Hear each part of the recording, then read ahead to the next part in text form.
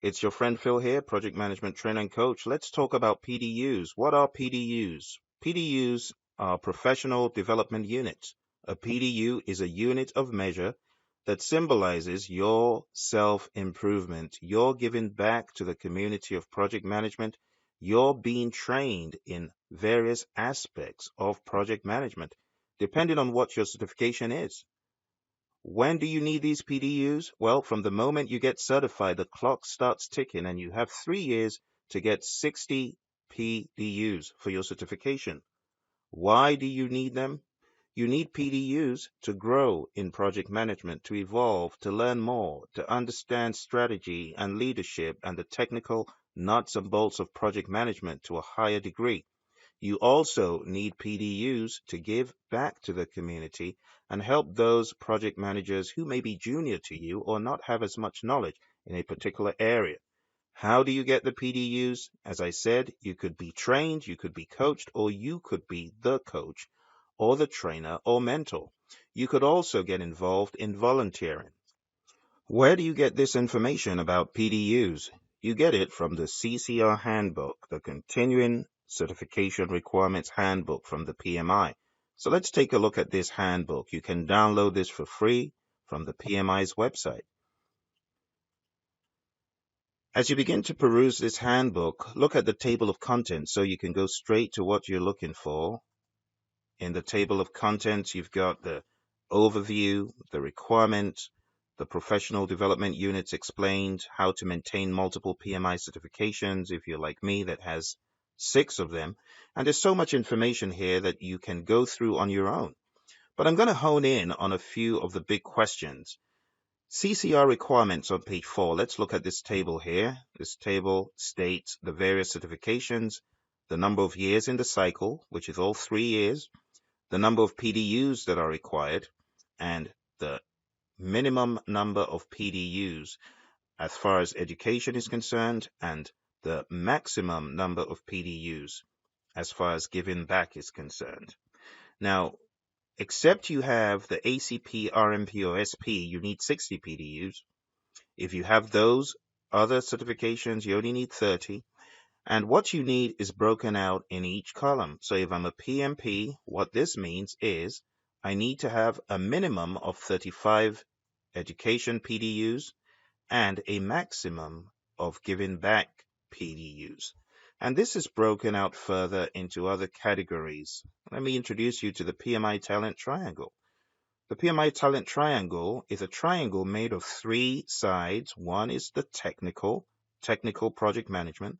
The second is leadership, knowledge, skills, and behaviors specific to leadership-oriented studies and cross-cutting activities, and also the strategic and business management side of the triangle.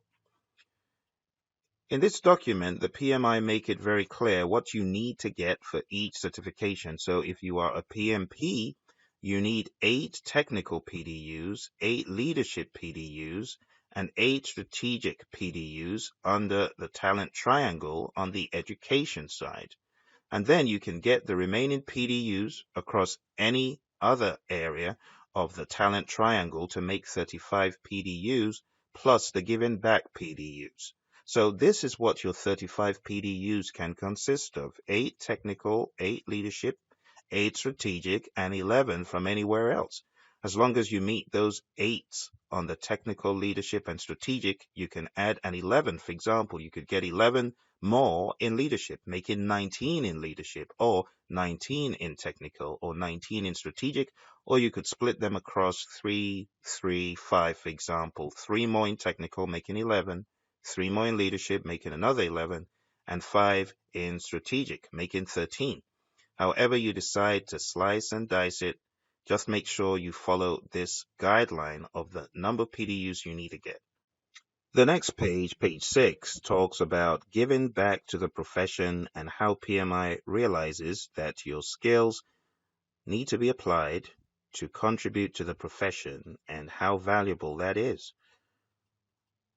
On the next page, you have the breakdown of the PMP, PGMP, PFMP, and PMI PBA with some visuals there. And on the following page, for those that only require 30 PDUs on page 8, you have the visual breakdown for the PMI ACP, the PMI RMP, and the PMI SP. On the next page is the CCR process, the breakdown of what happens from the time you earn a PMI certification all the way to when you participate in the PDU activities, record the PDUs, fulfill CCR requirements, complete the CCR application, and pay a renewal fee. Yes, there is a renewal fee if you didn't already know that.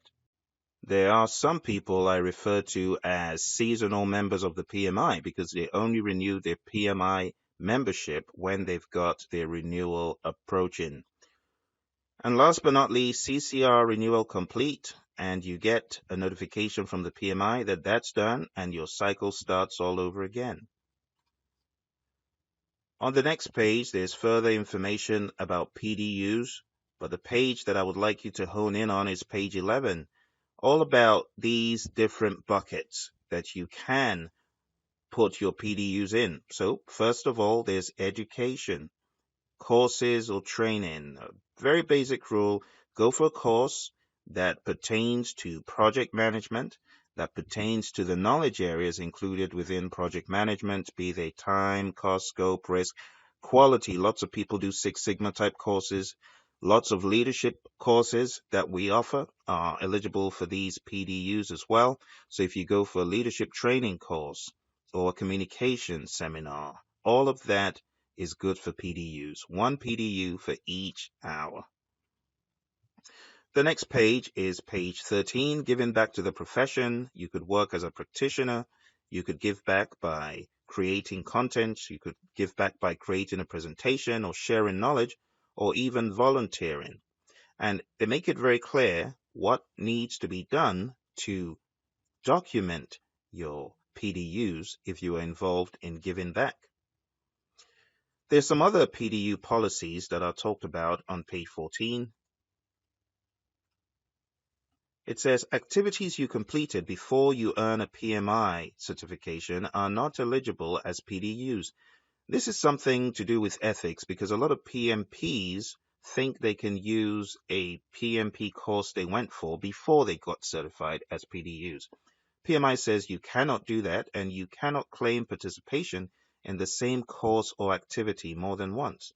If you earn more than the required PDUs in your CCR cycle, you may apply a portion of PDUs to your next cycle. Only PDUs earned in the final year, 12 months of your certification cycle can be applied to a future cycle. So how many PDUs are you allowed to carry over?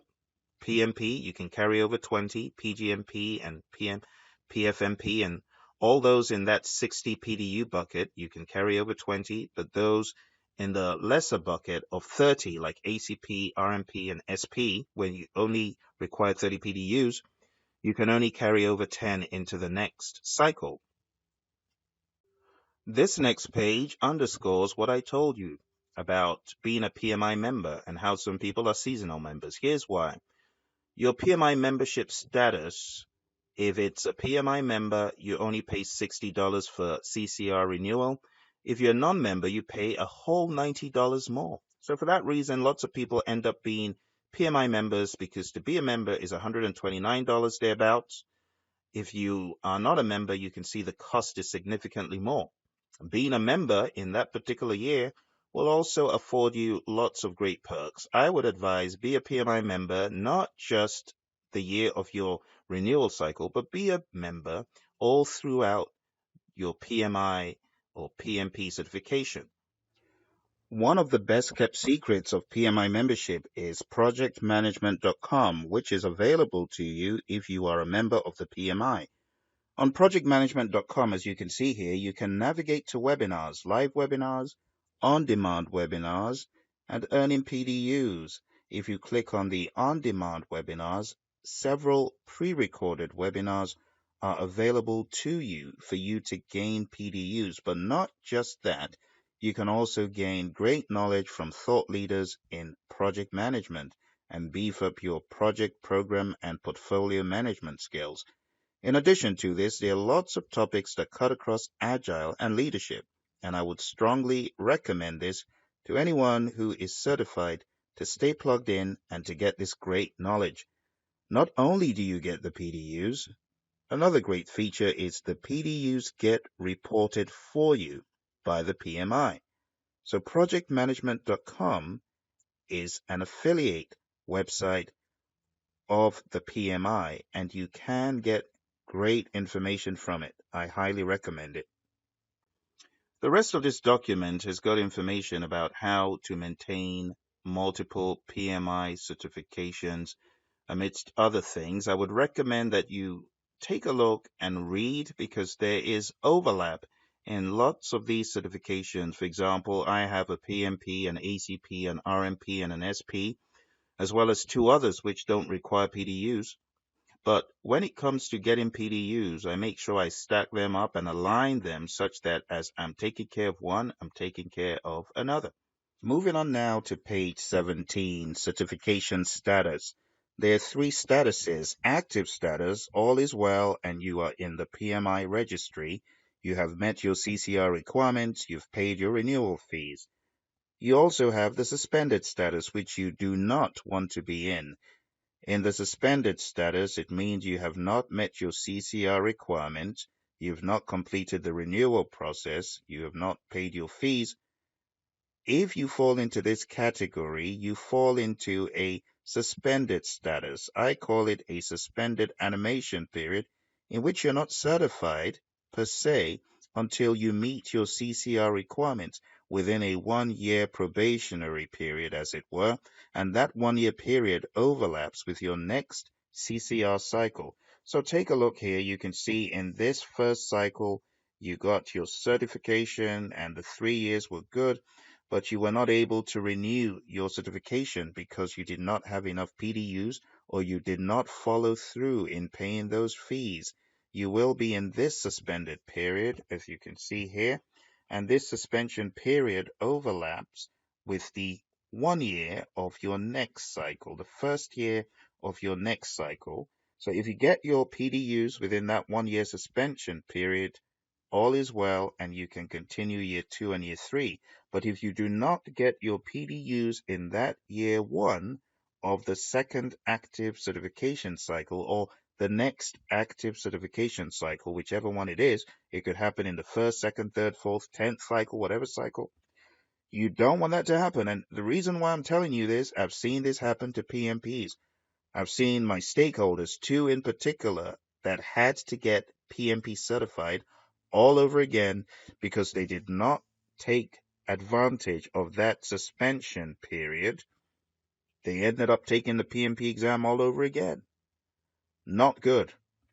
The last status is expired status. So if you do not earn the necessary PDUs or complete the renewal process within the suspension period, you lose your certification and you go into an expired status. As I said, I had 2 people attend my course for this reason.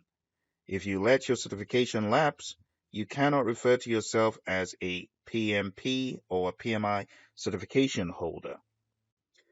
And the last status is retired status. If you're a certification holder in good standing and you want to relinquish your active status due to retirement, you can do that. To qualify, you must no longer earn primary remuneration by practicing project management, and you must have been a certification holder in good standing for at least 10 consecutive years. Once you are in retired status, you do not need to earn or report PDUs. And that pretty much concludes the document. In the appendix, you have the PMI Certification Application Renewal Agreement, and pretty much is an extension of what you've already signed up for as a PMP. It's also important, one more time, to remember that you cannot use training that you got before you became certified as PDUs. And that concludes our review of the continuing certification requirements of the PMI.